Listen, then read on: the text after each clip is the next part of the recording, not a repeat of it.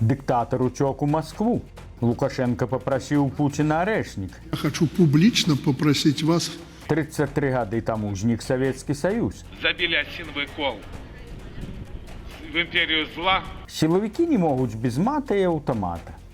У Беларусі рухнуў долар. Вітаем, сябры! У нас чарговы выпуск навін. Пра гэта і іншыя падзеі ў нашым сённяшнім выпуску. Пачынаем. Рэжым Башара Асада ў Сірыі пацярпеў крах. Дыктатар прыляцеў з сям'ёй у Расею, папрасіў там палітычны прытулак. Вядома ж, ён яго там атрымаў.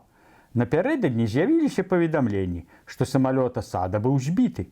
Як пазней аказалася, это была адмысловая дэзінфармацыя, каб уратаваць сірыйскага дыктатара. З Сірыі ўцякалі таксама расейскія камандзіры.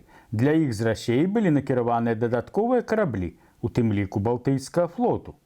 Сям'я Асадаў кіравала краінай больш за паўстагоддзя. Яго рэжым мусіў пасці значна раней, але ўмяшанне Расеі і Ірана дазволілі Асаду прытрымацца ва ўладзе.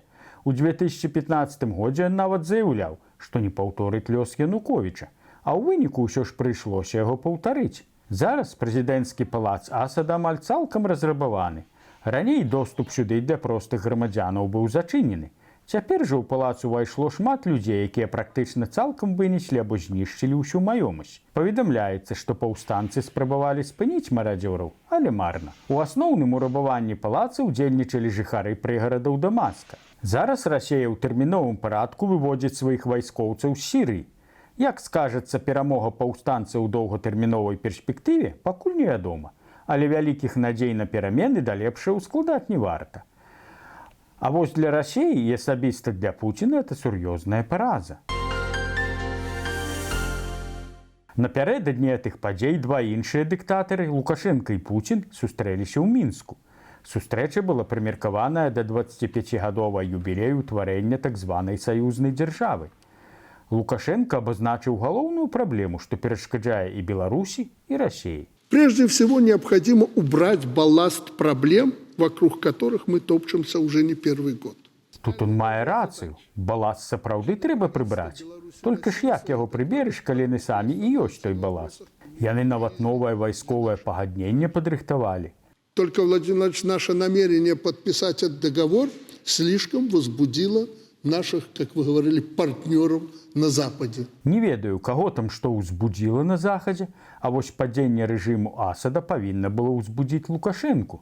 Тым не менш, Пуцін абвінаваціў Захад у развязванні вайны ва ўкраіне і падрыхтоўцы вайны сусветнай. І па словах Пуціна, вайну прадухіліў якраз Лукашенко. Мы знаем позицию Беларуси, позицию президента Беларуси, направленную на мирное урегулирование этого кризиса. Лукашенко публічна папрасіў у Пуціна новае ўзбраенне, арэшнік, якому, па словах дыктатараў, няма аналага ў свеце. Я хочу публично попросить вас, чтобы новые системы вооружения и прежде всего орешника были размещены на территории Беларуси. Это серьезно успокоило бы некоторые умы, которые уже готовы воевать против Беларуси. Пуцін паабяцаў Лукашэнку размясціць гэты арэшнік у другой палове наступнага года. Ці ўратуе той арэшнік Лукашэнку? Досвед Асада паказвае, што не. Магчыма, прыйдзецца хавацца ў арэшнік, той, што ў лесе расце. Лукашенко павіншаваў народы Беларусі і Расеі з 25-гадовым юбілеем так званай саюзнай дзяржавы. Гэта віншаванне змешчанае на афіцыйным сайце Лукашэнкі. А пра іншую падзею Лукашенко чамусьці не згадаў. 33 гады таму ў гэты дзень былі падпісаныя белавежскія пагадненні, якія зафіксавалі распад Савецкага Саюза і прывялі да сапраўднай незалежнасці Беларусі. І каб не гэтыя пагадненні, то Лукашенко б ніколі не прыйшоў да ўлады ў незалежнай Беларусі. Пра гэтыя падзеі згадаў палітык Вячеслав Сіўчык на мітынгу ў Варшаве. 33 гады, як на нашей землі, забили осиновый кол в империю зла, 33 гады беловежских пагадненняў. Палітык выказаў надзею, што калі ў Беларусі быў знішчаны Савецкі Саюз, то прыйдзе час, калі будзе знішчаны рэжым Лукашэнкі. А пакуль лукашэнкаўскія карнікі ладзяць рэйды па ўсёй краіне і наганяюць страху перад так званымі выбарамі. У Гомелі яны правялі рэйд па месцу жыхарства мігрантаў, а таксама праверылі дакументы ў таксістаў неславянскай знешнасці. Вядома ж, у бронекамізэльках і з аўтаматамі. Зараз інакш нельга. Яны нават перад школьнікамі зараз выступаюць з аўтаматамі. То што ўжо казаць пра мігрантаў? А потым чыноўнікі здзіўляюцца, чаму да іх не хочуць прыязджаць на працу тыя ж в'етнамцы. А якой халеры сюды ехаць, калі шмат тут не заплацяць, а праблем з красаўцамі не абярэшся? У В'етнаме далёка ж не дурні жывуць. Долар рухнуў. Такі загаловак можна было бачыць на сайце беларускага Мінфіна 7 снежня. Дык няўжо ён такі і рухнуў? Няўжо спужаўся размяшчэння арэшнікаў у Беларусі? Ці міліцыянтаў з дручкамі ды аўтаматамі? Проста курс патаннеў на 7 капеек у сувязі з тым, што на валютным рынку ўмацаваўся расейскі рубель. Затое як гэта было пададзена, у загалоўку долар рухнуў, потым патаннеў, упаў і аслаб. І толькі ў апошнім сказе паведамлення было азначана, што з пачатку года рубель патаннеў у адносінах да долара амаль на 23 капейкі. Тут не згадваецца выпадак з калгаснага сходу сярэдзіны 80-х. Чытае эканамістка памеры даплатаў на зароблены рубель за мінулы год. Работнікі, занятыя ў паляводстве, атрымаюць 8 капеек на кожны зароблены рубель, а спецыялісты, лічы начальства, на кожны зароблены рубель атрымаюць 52 капеечкі. Падае не толькі валюта. У Беларусі зафіксаваны масавы падзеж жывёлы, асабліва свіней. Як падае выданне Think Times, у Валожынскім раёне зніклі ўсе 70 тысяч галоў. Значныя страты назіраюцца таксама ў іншых раёнах Мінскай і Гомельскай абласцей. У Магілёўскай вобласці, акрамя таго, пачаліся праблемы з пагалоўем кароў. Паводле дадзеных Белстата, за 10 месяцаў этого года колькасць буйной рагатай жывёлы ў краіне зменшылася амаль на 3%, а свіней больш, чым на 10, ці на 238 тысяч галоў. Найбольшыя страты па свіннях зафіксаваны ў Гомельскай і Мінскай абласцях, тады як у Магілёўскай іх колькасць нават павялічылася. Асабліва складаная сітуацыя назіраецца ў некаторых раёнах. Так, у Валожынскім і Клецкім раёнах свіней не засталося зусім. У Светлагорскім раёне пагалоўе знізілася ў 18 разоў, у Мазырскім у 6 разоў, а ў Слуцкім і Лагойскіх раёнах пагалоўе свіней зменшылася напалову. Прычыны праблем адрозніваюцца ў залежнасці ад рэгіёнаў, але маштабы страт выклікаюць сур'ёзныя пытанні. Амаль як у вядомай песні «Дохнуць свінні і каровы, кіраўнік адно здаровы». Таму і не дзіва, што ў свіной тушонцы ад Аршанскага мясакамбіната амаль няма мяса. А адкуль яму там узяцца, калі пагалоўе свіней змяншаецца? Таму, можа, дарэмна абураецца беларускай якасцю аршанскай тушонкі. Вот по ощущениям оттуда просто жир. Ну вот просто мясо вперемешку с жиром.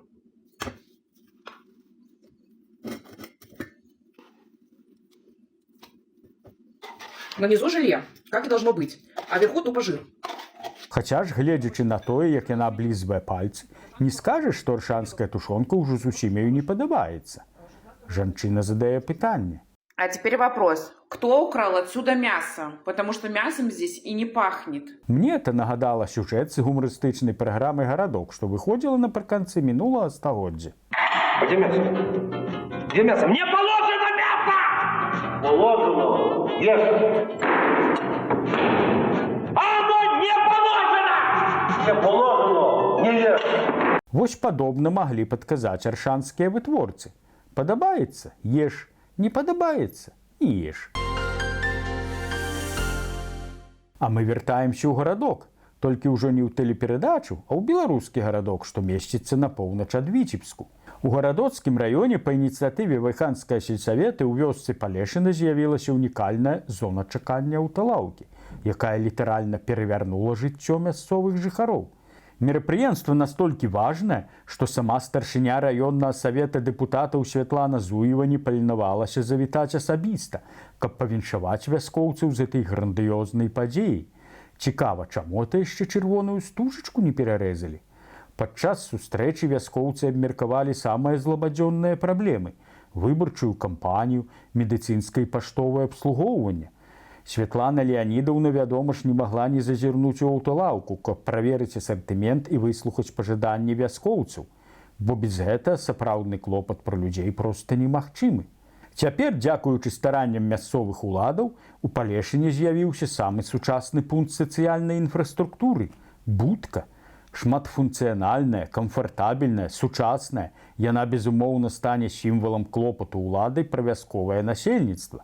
Не толькі людзі, нават сабака застаўся задаволены. Спадзяёмся, эта будка, ці, як піша раёнка, зона чакання, стане для вяскоўцаў сапраўдным цэнтрам грамадскага жыцця. І калі ў гарадоцкім раёне ўлада паклапацілася пра вяскоўцаў, то ў глыбоцкім раёне ў маёй роднай вёсцы Заварты будынак крамы разбурылі і знеслі, каб і слядоў да яе не засталося. Што праўда, крама ўжо 17 гадоў не працавала. У вёску прыязджае аўталаўка. Але ж гэта быў адзін з галоўных сімвалаў вёскі. З усёй ваколіцы сюды прыязджалі людзі, каб купіць чарніла. Не атрамант, каб пісаць, а таннае віно. Праўда, вяскоўцы называлі яго ласкава вінцук. Крама была сапраўдным цэнтрам грамадскага жыцця.